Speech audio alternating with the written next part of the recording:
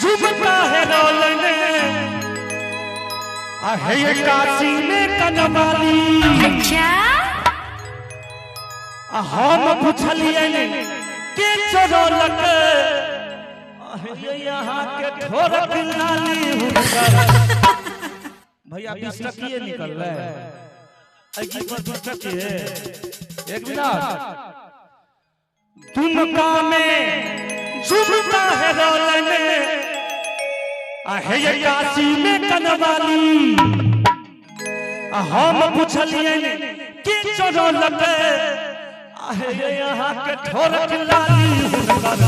हे हुनकर हे हुनकर नदिया बगामत भेल हमरा रखिया बलिया में। हे हुनकर नदिया बगामत भेल हमरा रखिया बलिया में। झुमका में झुमका है रोलन काशी में कनवाली। इमार से ताली बाज रहल छै अनि दुनु हाथ उठा के सब गोटे ताली बजाइयो त। हे हुनकर हे हुनकर हे हुनकर नचिया बगामत भेल हमरा रंगीला बलिया में। हे हुनकर नचिया बगामत भेल हमरा रंगीला जिला बलिया में। हा हा झूमते हुए ताली बजाइए।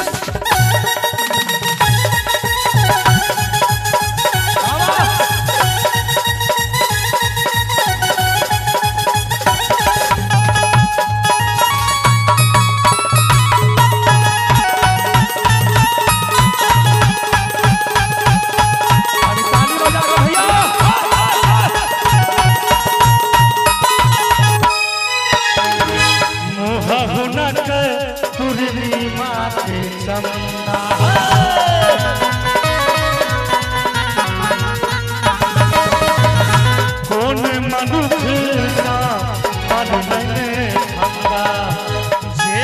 के लिखी में हुनकर निंदा। सचिन बाबू का ध्यान देवे जे कियो के लिखी में मोह हुनकर पूर्णिमा के चंदा। कौन मनुख सा पर लेने फंदा जे कियो के लिखी में हुनकर निंदा।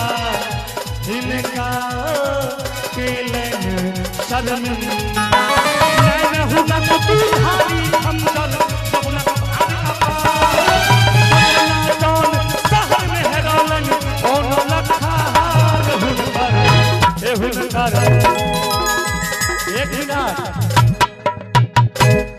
20 टकी से आगू बढ़ियो न भैया। अरे भैया आगे ले एक बेर जोरदार ताली बजा दे सब गोटे। आ हिनका लेल कहबे तू लगाबे लू चपली पीसी हिले ना पीसी। तू लगाबे लू चपली पीसी आ हिले ना पीसी। जिया टॉप लागे हेलो जिया टॉप लागे हेलो तपरिया। अच्छा नीक लागे छै ना सबका। और दोनों हाथ उठा के सब गोटे कमरिया कमरिया तो के ना पागल